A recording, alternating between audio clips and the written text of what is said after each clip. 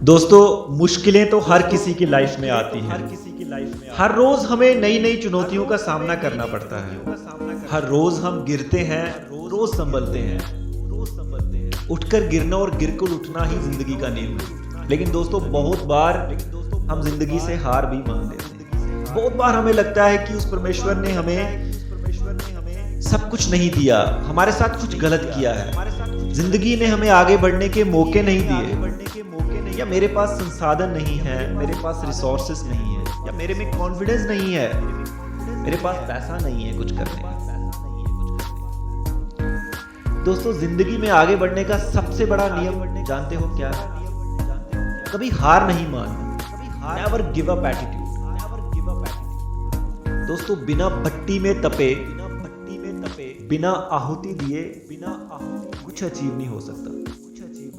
दोस्तों, आपको क्या लगता है जो लोग लाइफ में सक्सेसफुल हैं, जो लोग कामयाब हैं, चाहे वो एलॉन मस्क हो, बिल गेट्स हो, विराट कोहली, मुकेश अंबानी या फिर नरेंद्र मोदी, क्या ये लोग रातों रात कामयाब हुए हैं?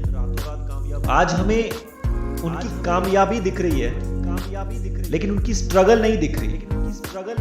यहां तक पहुंचने के लिए जो रास्ता उन्होंने तय किया, वो हमें दिखाई नहीं दे रहा है।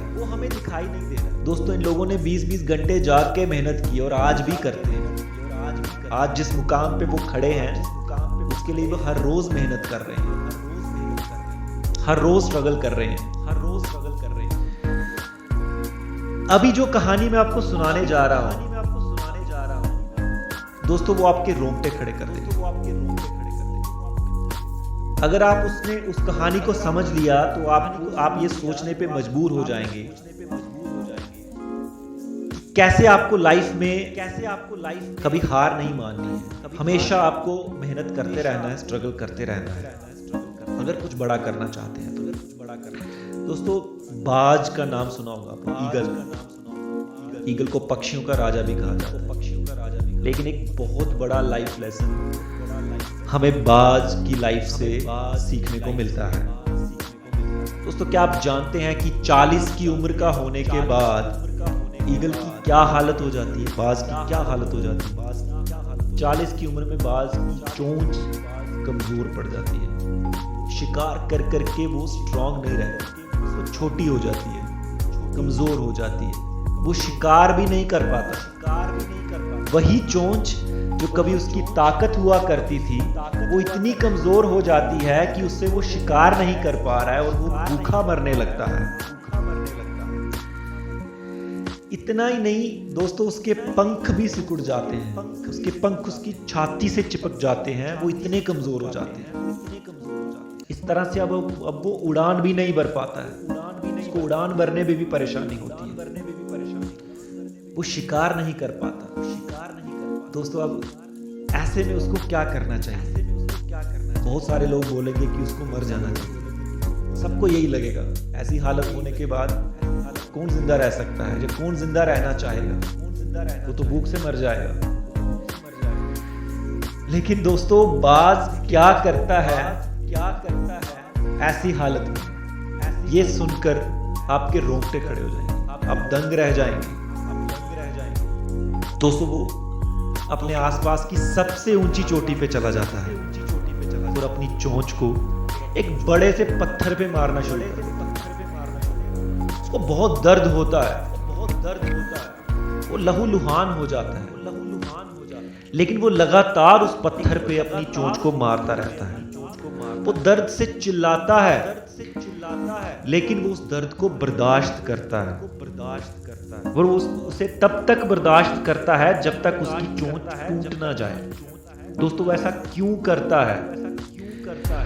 वो ऐसा इसलिए करता है ताकि वो जो उसकी चोंच कमजोर पड़ चुकी है, वो जो उसकी चोंच छोटी हो चुकी है, वो जो उसकी चोंच पुरानी हो चुकी है, वो टूट जाए और प्रकृति उसको नई चोंच दे, और उस नई चोंच से वो फिर से शिकार कर पाए।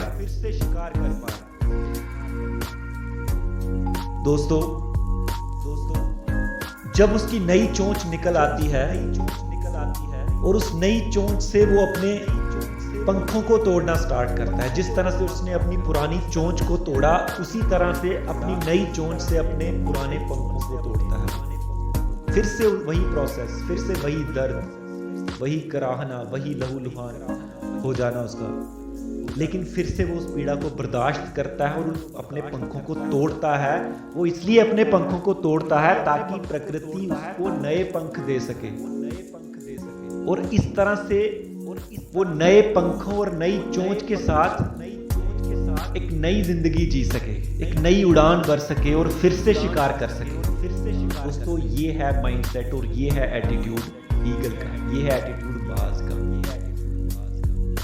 हमें भी ऐसा ही एटीट्यूड रखना है, हमें भी अपनी लाइफ में ऐसा ही हमारी लाइफ में भी ऐसा ही एटीट्यूड होना चाहिए। हमें भी चीज़ों को ऐसे ही देखना चाहिए। दोस्तों, लाइफ में अगर कुछ बड़ा करना है ना, तो सैक्रिफाइस करना पड़ेगा, बर्दाश्त तो करना पड़ेगा, कीमत अदा करनी पड़ेगी, आहुति देनी पड़ेगी। जब तक हम अपने कंफर्ट जोन से बाहर नहीं निकलेंगे, कुछ बड़ा करने की कोशिश नहीं करेंगे, तब तक हम कुछ अचीव नहीं कर पाएंगे।